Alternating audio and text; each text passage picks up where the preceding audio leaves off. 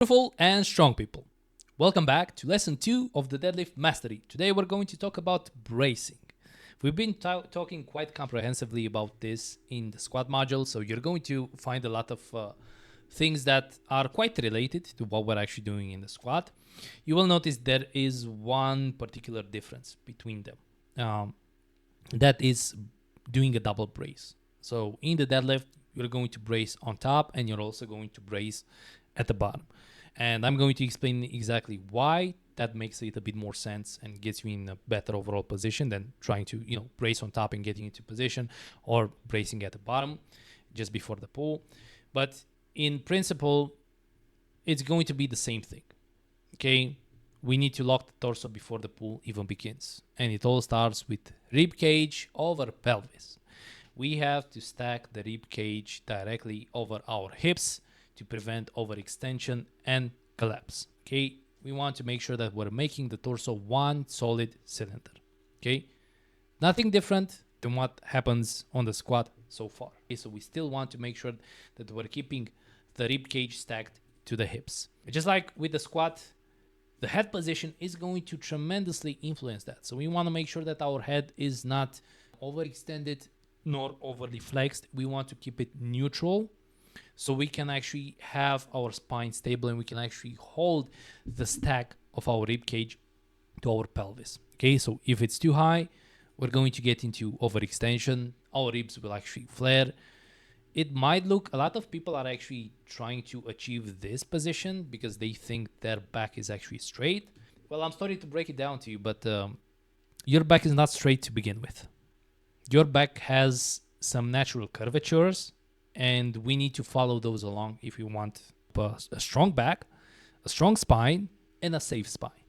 So what we're actually doing right now, we're just influencing to a greater degree, let's say, the curvatures. So if your body has a normal curvature of your lumbar spine, you're going to amplify it. If you have a normal curvature of your cervical spine, a normal curvature inflection of your cervical spine, you're actually going to influence it again to a greater degree, and you're going to amplify it. Okay, so we still want to find that neutral. And remember, neutral is actually a range. It's not a fixed point. Okay, neutral for someone might actually look more so as overextended or overflexed into position. So the general rule of thumb, we don't want to be hyper arched or rounded. We just want to let our body be in a natural position. And you're going to notice me here, making sure that I'm actually stacking my ribs to the hips.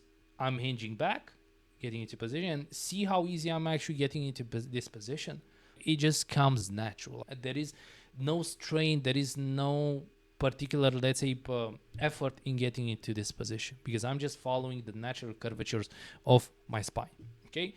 Now, in some cases, a little bit of thoracic flexion may actually benefit us, like having the shoulders a little bit in front, as in protraction, might actually help us to have longer arms.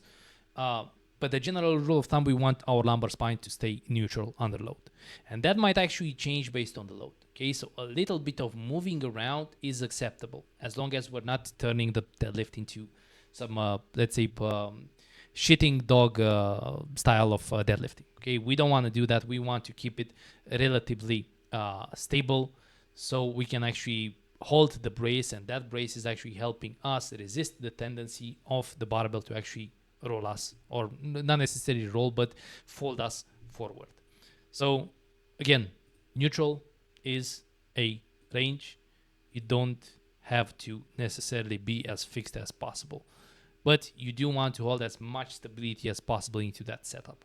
So just a quick overview of the brace process. We've already been going through it.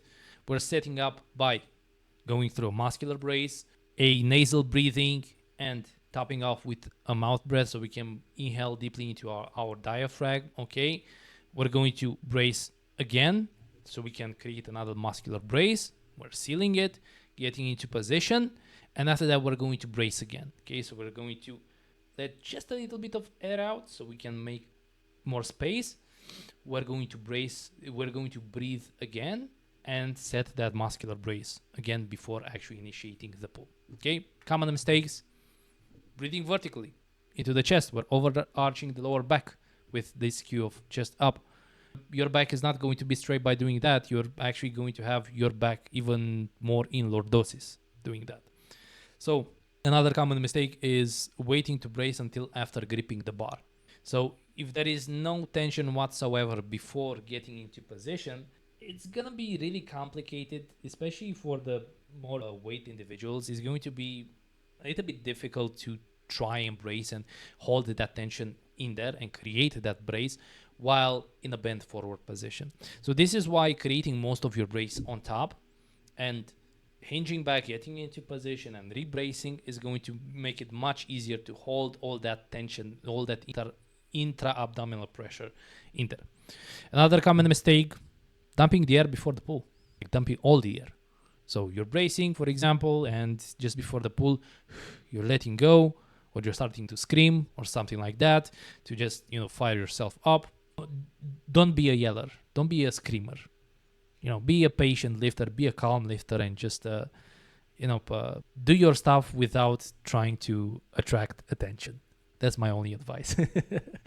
So, in summary, stack those ribs to hips. Stack them. Pack the head, keep the spine neutral.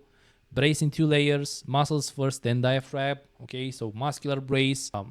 Breathe into the brace and muscular brace again. Reinforce the brace just before pulling. If your brace is weak, you're going to have a weak deadlift. And maybe you're actually going to have a strong deadlift for a short time, but when you're going to get hurt, you're going to have a weak deadlift. So don't do it, please. Catch you on the next one.